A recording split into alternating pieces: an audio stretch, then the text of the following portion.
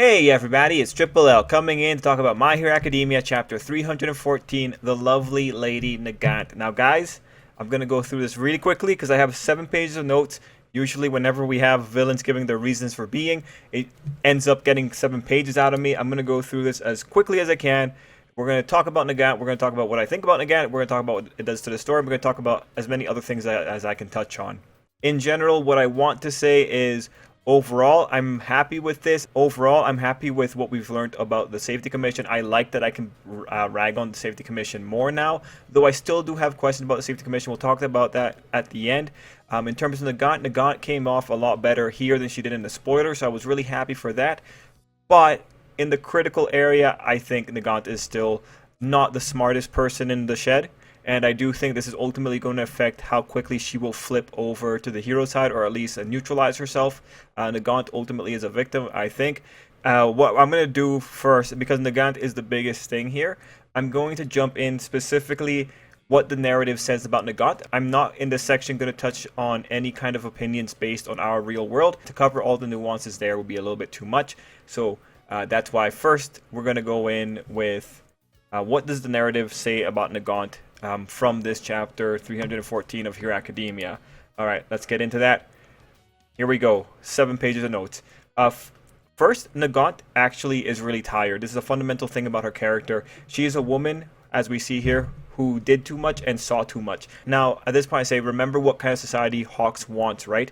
At the end of the day, it's extremely likely that Hawks' goals are there partly because of Nagant, especially when he talks about letting heroes take a break. Next thing that the narrative says, Nagant became disillusioned with the organization she worked with. Proof is, when she says she's tired, just look at how she falls into this despair. Of course, the statement that Nagant was disillusioned is obvious. No one should be arguing against that. 3, the Public Safety Commission are dicks, especially when we see them through the lens of Nagant.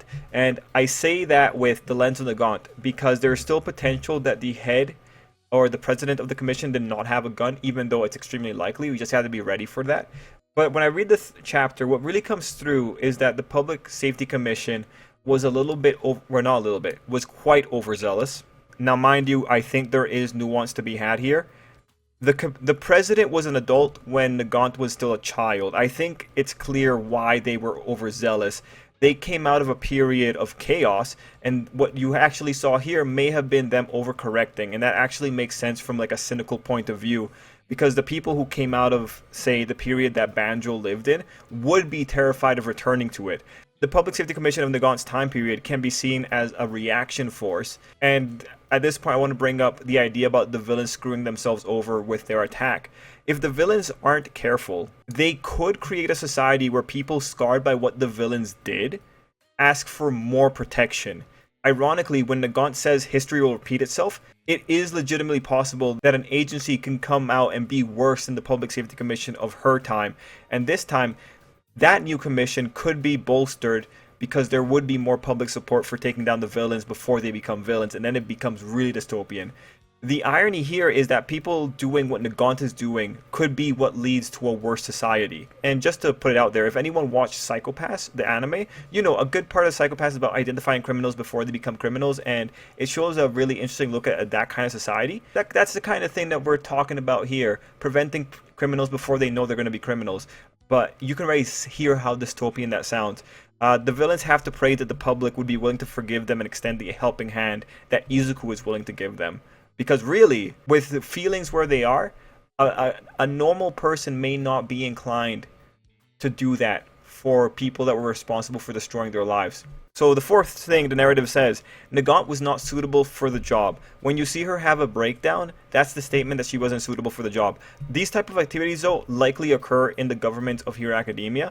But overall, picking a random girl off the street when all she had was a cool quirk, yeah, I don't think that's good selection criteria.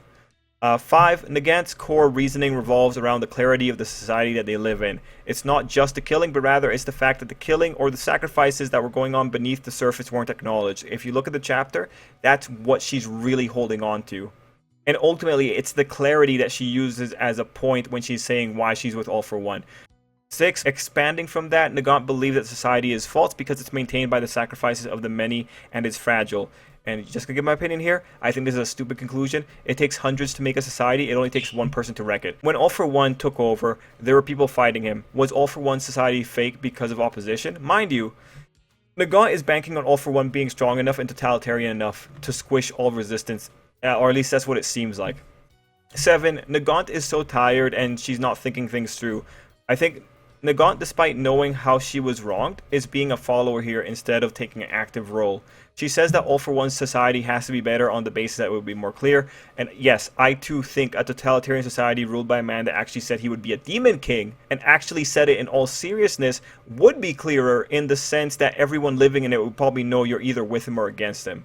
Yes, any day, your apartment or home could be blown up if his followers thought a rebellion was brewing. Yes, any day, a person like Muscular could come and wreck your house and kill your parents. Yes, it would be an extremely clear society, because you'd know every day could be your last day you're living. Good job, Nagant. You really make people appreciate their lives. It's just like, when I read that part, I just remember what All For One said about people just attacking other people for his sake. And imagine when he's actually a demon king. 8. Nagant is a tool. She was used by the Public Safety Commission to do their dirty work, and now she's being used by All For One for the same purpose. I cannot wait to see how Nagant will react when All For One presses Nagant into killing someone, if it ever got that far. 9. Nagant believes that anything that is a product of a peaceful society built on efforts and sacrifices is false, given what she said about Izuku's education. The simple counterpoint is, when All For One was in power, the second and third user stood up for what they believed in was good. So did Yoichi. Good morals will always exist, irregardless of the society that they are found in. 10. Nagant is an innocent person. An innocent person is the only kind of person that would have this reaction, and the chapter goes as far to show what she looked like as a child. That innocence is ultimately still there. 11. Nagant is a victim. When you have Nagant saying how she feels about All For One society, and that it would be clear, you can tell she has given up her agency. When you have Izuku saying that those people like Nagant who got chewed up by the system need to have a helping hand extended to them, he's pretty much confirming she is a victim that needs help. And 12. Izuku's ultimately going to be in the right. Izuku comes in pretty strong here, and Nagant's philosophy is going to be seen as super fragile, because I feel because this is my opinion, but I think she's going to flip on this relatively quickly. She's probably going to have a breakdown and maybe an epiphany. And the reason we know Izuku will ultimately win, regardless of everything, is that Hero Academia is a story about people with their backs against the wall, doing what they think is right. As Horikoshi said in Jump Festa, ultimately Nagant is a villain who is so tired that she's not thinking properly and is despairing and is not going to win this by the end of everything. And now we're kind of transitioning from here into the page-by-page walkthrough.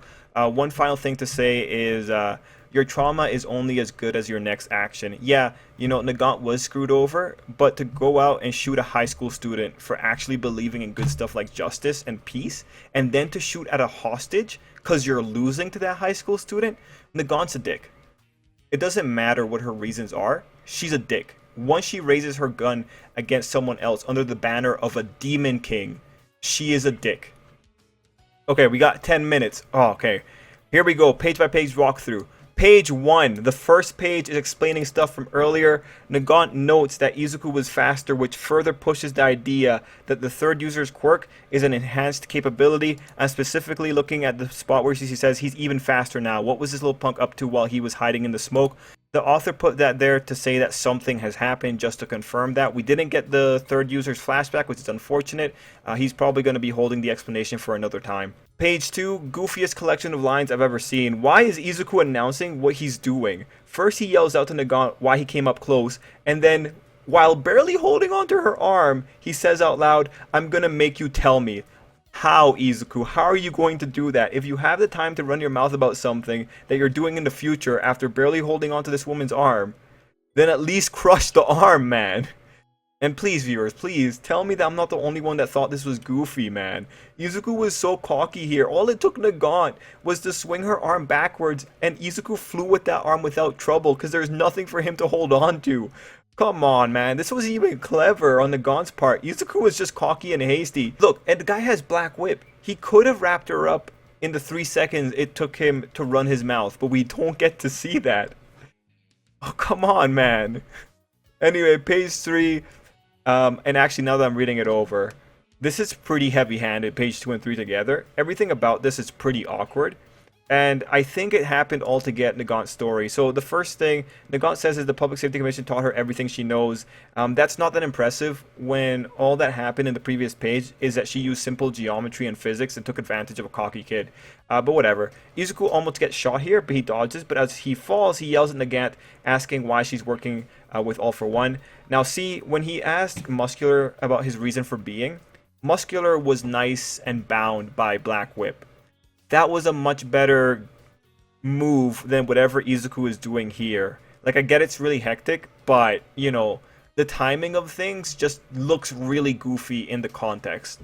But I do think this is a situation of the author is forcing this conversation to happen. And honestly, if I was to quantify which are the parts that I think are, like, maybe the most questionable, it's the first thing that Izuku says on page 2. And then it's specifically how Nagant talks about the Safety Commission telling her everything she knows, or teaching her everything she knows. That just screamed of a setup line. Oh, I just noticed she has her little, she got her bullet from her hair. She's holding it right here. Anyway, page 4, Nagant begins her stuff about manufactured order. Now, to be clear, I think Nagant has a point about why manufactured order can be problematic, but the version we see in Hero Academia is not the worst that we've seen in fiction. Though it could become the worst if it wasn't countered. But I'll give examples about this later, because page 3 is more about justifying why Izuku's on the defensive. So in this case, it's interesting that what Izuku's failing on is the parallel processes instead of the effect from the third's quirk. Overall, good. I am kind of curious as to whether or not the third quirk will come back and hit him. But if you're talking about it, the fact that we don't have the flashback right now says that this flashback is happening later, and that might be after Nagant's time is over. Page 5 is Nagant taking the opportunity to speak to Izuku while she assaults him. Here is where we learn about the killing.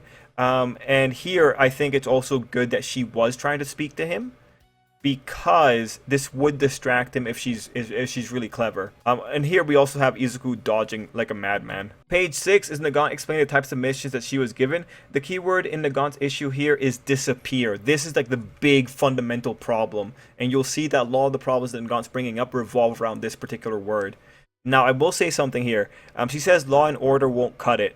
Now, the thing here, in Nagant's situation, she's saying that law and order weren't what was applied to these people, more or less, right? But superhero stories, let's face it, this whole law and order thing, in other superhero stories, you would be 100% hoping that someone would be like Nagant. And if we're talking about which stories, like, we can talk about like Black Lightning recently on the CW. We could talk about Daredevil with the Kingpin. Sometimes there come about these villains that you wish there was a character like the Punisher to go and put them in the ground for one final time.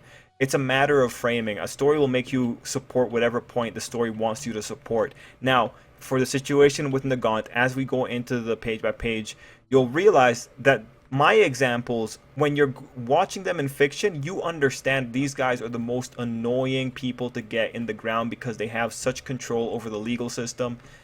The issue with Nagant's situation is that we don't know what caliber of villain she was dealing with. So that is a very fundamental difference, and that is what justifies a character like the Punisher in another show. It's all about the scale of the villainy.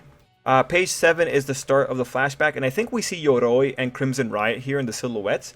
Anyway, Nagant says trust in heroes is the foundation of superpowered society.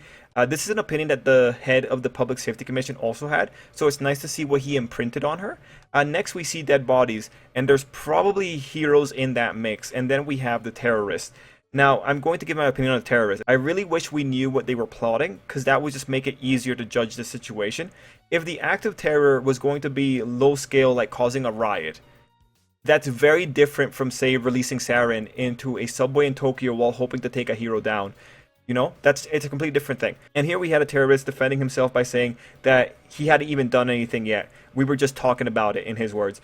And he says it while you can see all these documents behind him. So honestly, if it's a riot, whatever. But if they were to, for example, release a chemical agent into a population center to get at a hero, then screw you. I don't care if an arm of justice preempted you. What, you haven't done it yet? Good! They did their jobs. But I don't know if you can tell. I'm basing my response on the idea that what was being prevented was dangerous enough to warrant the reaction. If the terrorist attack would have harmed 5,000 people and temporarily blind 1,000 and kill like maybe 20 or so, I'm not going to care.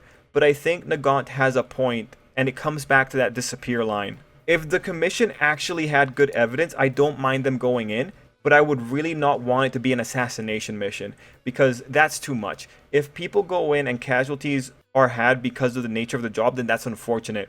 But even then, I think the best thing to do is to give the public a debrief about what's going on in their society.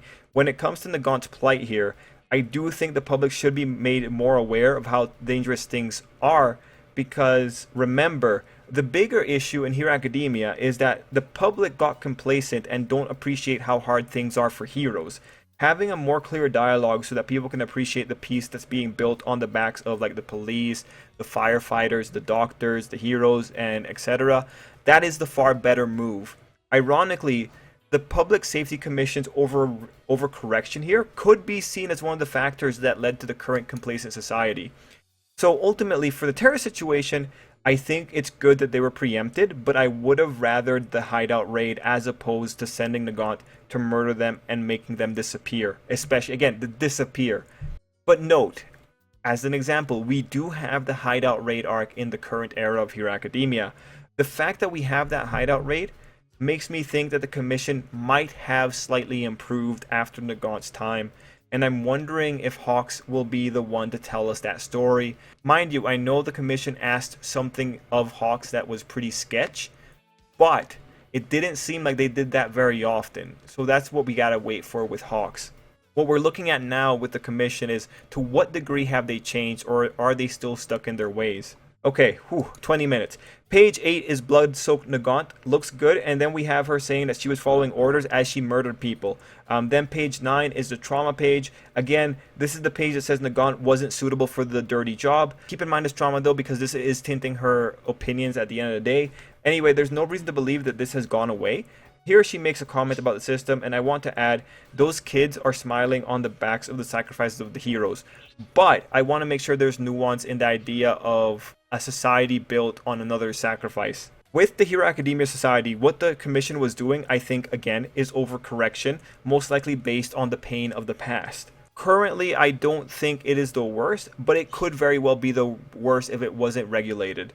For example, to give you an example of the worst, there's an anime running right now called 86. In 86, an entire society is blissfully unaware that their peace and their smiles are built on the backs of people who were unpersoned and devalued to the level of non-human animals, and they're used to fight in a bloody war.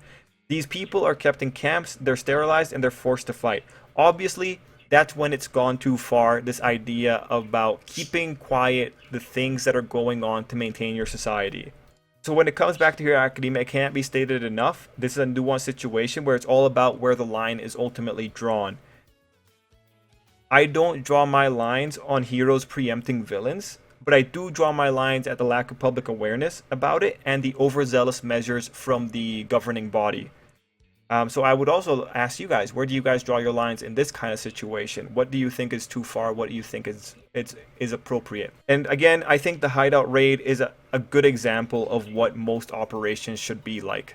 Have it be publicized, have people understand what's going on after the fact, try and maintain life. Page 10 is Nagant in despair. Note the phony sham line is what despair provoked. And then we go to her briefing. So we have heroes turning people into criminals and then hunting them down. Yeah, like honestly, getting those kind of people off the streets is good. They suck. Making them go missing without addressing it, however, yeah, no. That's way too shady. Nagant asking the question, though, I think is really good. But overall, yeah, it will improve the situation in that you don't have opportunistic villain breeders on the streets anymore. But it's really important for people to know that there are, in fact, bad actors among the heroes. And I get it.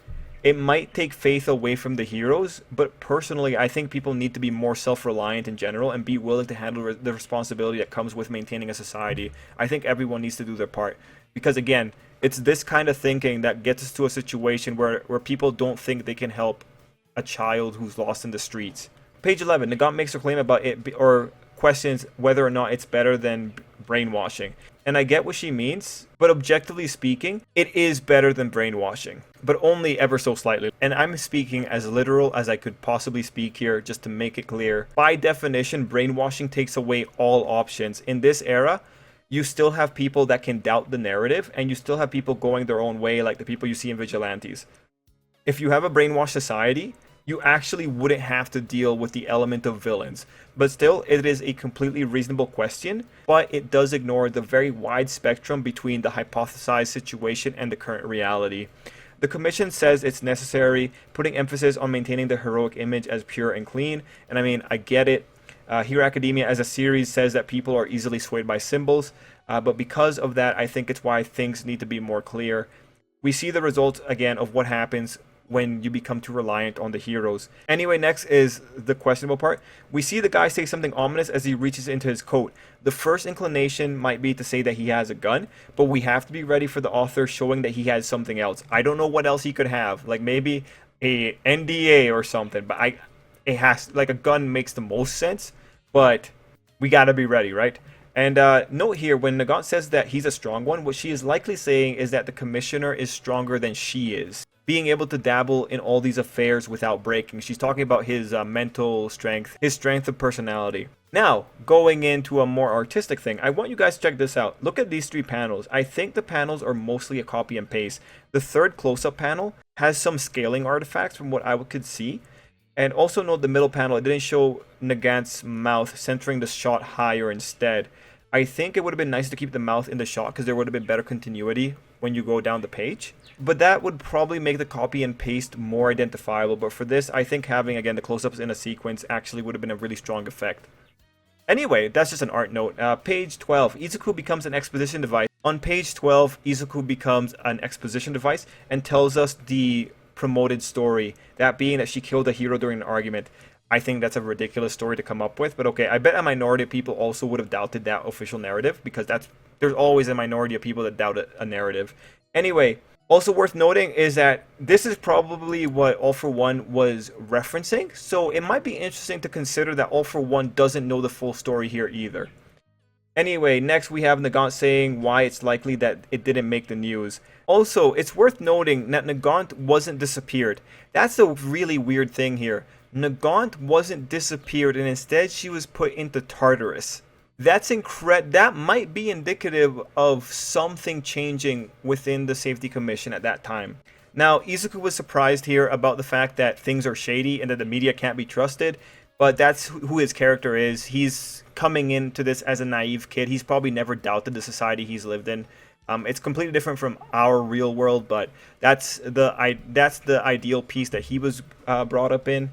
Moving on, I have to say I like what Horikoshi did with the panels and the frames, making the frames Nagant's bullets. Like, that's pretty cool. Anyway, next box is Nagant again criticizing society being a fragile illusion. And again, I don't care what Nagant thinks about something being fragile being what invalidates it. Again, there's troubles with how this worked before, but all it says is that this society can still be improved. There's room for improvement. That's what it ultimately says. Page 13 is Nagant being scouted. First, note this girl. This is the current president of the commission. Next on Nagant, note the thing on her arm. Her quirk must have only recently manifested. And third and most heartbreakingly, little Nagant just wanted to be a hero. When you see her getting excited, that breaks your heart, man. Because that's ultimately what's causing all, like, this is ultimately the root of everything here. This poor girl. Like, this is like, I actually felt like legitimately bad at that one. Okay. Anyway, on page 13, Nagant finally gets to the crux of the matter. She doesn't care if the man is a demon king, a self-professed demon king. She just wants the crappiness of the situation to be transparent. And oh god, please, I want to see Nagant try and live through a world where your house might get blown up any moment by a giant muscular booger. And again, you know, it's also incredibly naive to think that All For One's going to be transparent. The most transparent thing about it will be the fact that a demon king is in charge. All For One is the master of power dynamics manipulation. He's a manipulator. By definition, that's not going to be transparent. Manipulation is never transparent. And ultimately, whenever I see Nagant here, I just tell myself, in the real world, you'd call this kind of thinking a lot of terrible things. But ultimately, what I take away from this is that Nagant is trauma-struck. She has tunnel vision, and she's only looking at the things that have directly impacted her, and she's not looking at the wider situation. From my perspective, I will never agree with Nagant. And you could tell me, oh, but Nagant has her reasons. her reasons were invalidated the moment she started shooting at Izuku. And the fact that she's taking transparency over safety pretty much just tells me that Nagant, being so powerful, has never been in a position where she's been wondering whether or not her life is going to end. She hasn't felt the futility of her life being imperiled, of not knowing whether or not a bomb's going to fall on her roof on any given night. She hasn't experienced that reality. That's why I find it very easy to invalidate her opinion here, because this opinion is bunk. And just to give you the quick background on me, guys, just so you can understand like a little bit more of my perspective here. Like, I have quite a few friends who are involved in the church and all that kind of stuff, and they're involved in the refugee program, getting Christians out of Syria because of the extreme persecution and also because of how terrible the situation is over there. My friend has told me many times about how the kids talked about going to sleep at night and just the reality of being bombed all the time. And when I consider that reality, when you come back in here and you're and Nagant saying that, yeah, at least it's going to be more transparent, this reeks of a person who doesn't understand what it is to be weak and to be living every day wondering whether or not you're going to be killed by a random bombing. And in Hero Academia, with All For One, this girl wants to talk about, Nagant states that history will repeat itself. Great, I agree. History will repeat itself with All For One at the helm, and when it comes to All For One, we have seen that his society is one where people will attack under his banner, and we have seen that people will rise up against it. There's nothing worthwhile in living in that society, and that's ultimately why Nagant's opinion is pretty trash. Or, you know what? Nagant's conclusion, that's the better word. Nagant's conclusion is pretty trash. And again, switching from a society because you want more transparency, going to a dictatorship, essentially. Imagine that. Imagine picking a dictatorship, because then at least you know you live in a crappy society. This is an insane person. This is a person who doesn't know weakness. Page 14, we see Izuku's pinpoint focus, which is just a really sharp and accurate black whip. It's a cool shot, though. Page 15 is Izuku actually developing a great opinion. It's always nice to see someone talking about the shades of grey. Now, if only people on Twitter could agree with him. Also neat to see the mutant lady show up. Oh, that's another great point. Nagant is pushing ultimately for a society where people will aim at their neighbors and discriminate against them based on how they look. That's the kind of paranoid society Nagant wants. You know, again, at least it's clear that your situation is pretty crappy. But you know, that's really the selling point of All For One society. At least everyone will be on the same page that everything sucks. Page 16, it's Izuku saying something truly heroic. Good on him. Izuku helped them. Anyway, 16 also features Nagant disregarding him while also pointing out that Izuku's reading her like a book. And then we go into page 17, where Shizaki's screaming like a little kid. And I really hope this guy was giving Nagant tantrums for the entire period he was stuck with her, because it's just so funny. It makes no sense in context if he wasn't giving tantrums. I hope he's been giving tantrums the entire time. Anyway, Izuku sees Shizaki. What happens next week? Well, I think Nagant is legitimately capable of shooting Shizaki because she's been shooting at Izuku the entire time. But I don't think Nagant can actually kill Shizaki. At the end of the day, she's a disillusioned child, but that kid with hope in her eyes is probably still somewhere deep inside of Nagant. Anyway, this could be the mechanism by which Izuku loses, but overall, with how Nagant's reason for being here is so flimsy, I really feel there's many ways that that Nagant could be flipped. Honestly, the simplest thing I see here is launch Black Whip from the mouth and aim at her arm, and then pull her arm, change the trajectory. I mean, Izuku was able to launch it and cross the distance pretty quickly. He should be able to launch one and mess with her arm faster than he could get in the way of the shot, right? That's just, like, for Izuku to get in the way of the shot, it's gonna require more speed than just shooting the Black Whip out and grabbing the nozzle of the gun or whatever it's called, the barrel, and just moving it upwards. But who knows? We don't know. We don't know if a common sense approach will apply here. Izuku might go crazy with sleep deprivation and do something insane. But please, just grab it with your Black Whip tongue, man. I wouldn't even make fun of the Black Whip tongue. Just grab it with the Black Whip, please. Just use physics and just move it out of the way. Anyway, in terms of stuff that could happen next week, overall, you know, Hawks could show up at the last minute and pull a save. Nagant could do it as a feint to be able to hit Shizaki as well, and maybe all she wants is just the distraction, like how she says in the panel. How about one more thing to think about? Another thing is that Nagant might see Izuku do something amazing, and that makes her question her ways, and that begins the epiphany. Because really, this face looks like the face of someone who's about to break. And personally, if Shizaki got hit, I don't really care. Shizaki's a terrible person. He's a Yakuza. I really don't care. Shizaki could get hit, and I'll just be like, okay, you know what? Aries abuser, out of the streets, right? Like, Shizaki has legitimately done a lot of wrong here. Now, mind you, in terms of overall narrative, there are some things that I think we have to look at. Again, it is wonderful that we know the Public Safety Commission does suck. Unfortunately, we're in the final act of Hero Academia, so I don't think we're going to get a lot out of this. At the end of the day, we're still versus All for One. The Public Safety Commission has been taken out of the picture thanks to Redestro. We're probably not going to get much more dealings into them or see how they develop in the story. In fact, we probably are going to be seeing a reformed Public Safety Commission by the end of the story. Although, again, what we got here, I really appreciate it, but it leaves so many more questions, like, what does the army or the military look like in this world? Because if heroes are doing this, I want to know what military personnel are doing. I want to know what the Self-Defense Force is doing. I want to know what the CIA is doing. Next point, narratively, Nagant, I think Nagant, and someone please correct me if I'm wrong, but I think Nagant is the fastest flashback that we've ever gotten for an antagonist.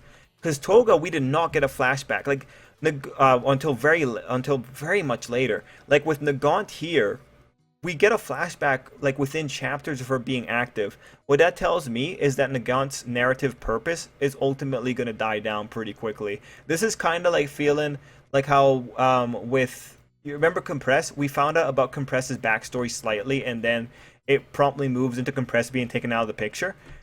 Same kind of energy that we're seeing here.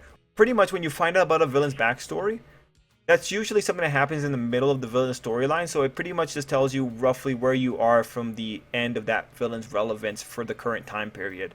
So I am looking towards an ending for Nagant here pretty quickly. Now, Izuku knows Shizaki is there. That's really important. This is a moment of extreme chaos right now. If Izuku gets caught, I could see him and Shizaki talking while he's been caught. Although it'd be pretty awkward.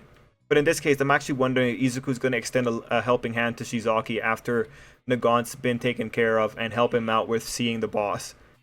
Although, again, it would be so awkward if Nagant gets neutralized and we move into Shizaki asking to go see the boss and Izuku takes him. Just because Izuku is so tired. But then you could make it work. Like if Izuku goes and does Shizaki's request, you could have Nagant talking about All for One at that point in time as well. There are lots of ways that you can go about this. Also, we still have yet to see Nagant suffering any side effects from using two quirks at once. We'll have to see if that happens. Any final thoughts? I was going through this very quickly. Ultimately, again, I think Nagant comes off a lot better here than she did in the spoilers. And the only thing I think is questionable, like the part that I really take a lot of issue with Nagant is her reason for being with All for One. Picking clarity as the overwhelming variable that you are getting behind feels very misinformed and only makes sense as a product of trauma or a reaction to trauma, because picking clarity over everything else ignores everything terrible about All for One. The only good thing here is that we know, with all the dead people inside of Izuku, with what the story is about, we know that she is going to be fundamentally wrong here. Again, everything else, every criticism of the Public Safety Commission of the time, I think is like completely warranted. The issue ultimately is with her final conclusion. What I'm hoping for Nagant is that in the future she has a moment where she reflects on this and talks about what she believed and where she had gone wrong here. And again, just to reiterate it, I think the fact that Nagant is the antagonist with the quickest flashback reveal, I think is very important, and it ultimately limits her lifespan as a villain. And one last thing, you know, part of me wants to kind of say that Nagant's current rhetoric, the way she speaks, like, I'm just looking at the line, the education's done wonders for you. It's like that her rhetoric just feels so shallow. But that's usually what happens when you're like working off of a trauma. Things I'm looking for, I'm also keeping my eyes out for in the future. if Hawks comes in and says like, yeah, he actually didn't have a gun on him, because that would just look so funny on Nagant. I would like to see the exact fallout of what happened after Nagant shot the guy, because there might be more to the story here. But overall, that was this chapter of Hero Academia. Gave us a lot to talk about.